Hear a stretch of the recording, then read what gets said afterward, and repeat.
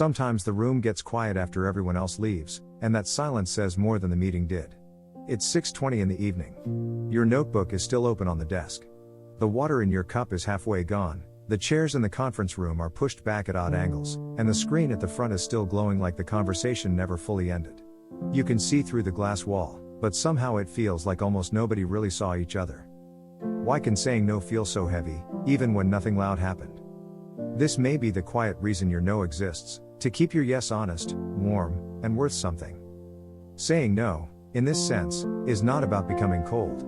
It is the small line that lets your yes stay real, instead of turning into a reflex every time the room gets uncomfortable. You may know this feeling from work, family, friendship, or any place where people read your calmness as permission. Someone asks for one more favor, one more edit, one more call, one more quick thing. And on the outside, it looks simple. You can probably do it. You can probably stay late. You can probably smooth over the moment and keep everyone relaxed. But inside, something starts to pull away. Not dramatically. Not all at once. Just a small loss of steadiness, as if your own answer no longer has a place to stand. One common reason is that many people learn to be valued through availability. If people praised you for being easy, dependable, flexible, and calm, then your yes may start to feel like the price of staying connected. You may not even notice the trade until a normal request lands on your desk at the end of a long day, and your hand reaches for the pen before your mind is caught up. So the no feels rude, even when it is only the first honest answer you have had in hours. Sometimes, it comes from being the person who watches the room before speaking. You notice who is tired, who is annoyed, who wants the meeting to end, and who is quietly hoping someone else will take on the extra work. That kind of awareness can be useful, but it can also make every answer feel crowded with other people's reactions. So when your manager asks, "Can you handle this by tomorrow?" you are not only hearing the task, you are hearing the disappointment that might follow if you pause. In other cases, it grows out of environments where every yes gets rewarded faster than every boundary. A quick yes can bring relief right away, the email thread ends, the meeting moves on, the other person smiles, and nobody has to sit in an awkward moment. But later, when you are alone at your desk with the office lights dimming, the cost comes back to you in a quieter form. You gave the room peace, but you lost a little of your own. This is why the word no can feel heavier than the actual request. It is not only about the calendar, the task, or the favor. It can feel like you are interrupting the version of yourself other people count on. The one who nods, the one who absorbs, the one who makes the moment smoother by making the inside of yourself smaller.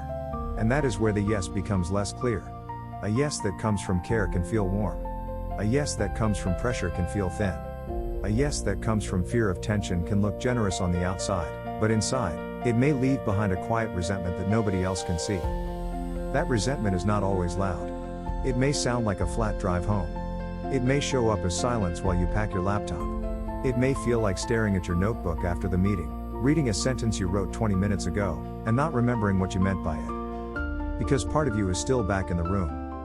You are still replaying the moment where you almost said, "I can't take that on tonight."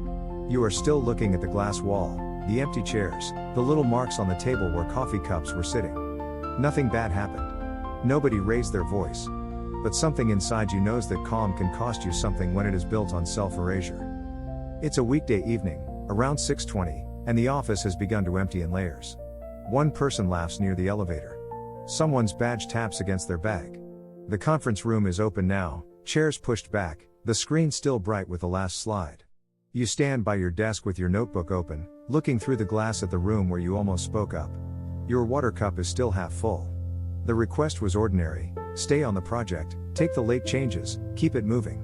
You said yes because the room was tired and you knew your yes would make everyone relax.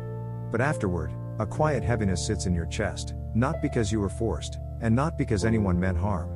It is heavier because your mouth agreed before the rest of you did. If you've been there, you're not strange. You might know someone who lives like this. This is what happens when your yes becomes public before your truth catches up. And there's something here that often goes unnoticed. A no does not always protect you from other people. Sometimes it protects your yes from becoming empty. When your yes is always available, people may stop hearing the care inside it. They may start treating it like background noise. Helpful, expected, automatic. And slowly, you may start hearing it that way too. You say yes, but it no longer feels like a choice. It feels like the role you play so nobody has to wonder where you stand. That can be especially painful for someone who actually cares. Because you are not trying to be difficult. You are not trying to make the room uncomfortable. In many cases, you are trying to keep your work steady, your relationships peaceful, and your reputation intact. But a yes that is never allowed to rest can lose its warmth. A small way to see the moment more clearly is to separate kindness from availability. Kindness may still be present, even when you pause. Care may still be present, even when your answer is not immediate.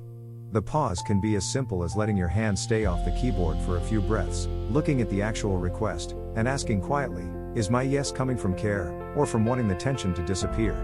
That one question can bring the moment back into the present, where the request is just a request, not a test of your worth. For some people, it also helps to leave a small record of the real cost. Not a dramatic list. Just one line in the notebook that was already open. If I say yes to this, what moves out of my evening? Maybe it is dinner without rushing. Maybe it is the quiet drive home.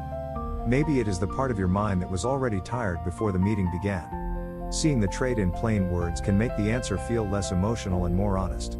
It gives your yes weight again, because it shows what it is actually made of. This does not mean every no will feel easy. It may still feel awkward. Your voice may still sound too quiet in your own ears. You may still walk back to your desk and wonder if someone thinks less of you.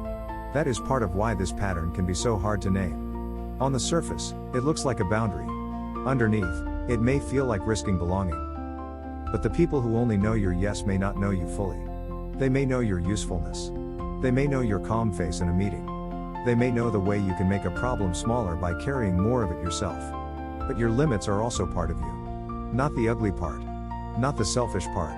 Just the part that tells the truth about how much life can fit inside one person. And sometimes, the most respectful yes is the one that comes after you are free to say no.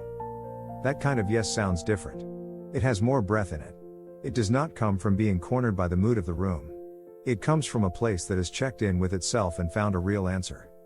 You may still care about the team. You may still want to help. You may still be the steady person people trust. But steadiness is not the same as endless access. Calm is not the same as consent. Being thoughtful does not mean being endlessly available. This is for people who look calm in meetings, but quietly count the cost afterward. If saying no has felt uncomfortable, it may be because your yes has carried too much for too long. The point is not to become harder. It is to let your yes become true again. A valuable yes is not the loudest answer in the room. Sometimes it is the answer that still respects the person who gives it.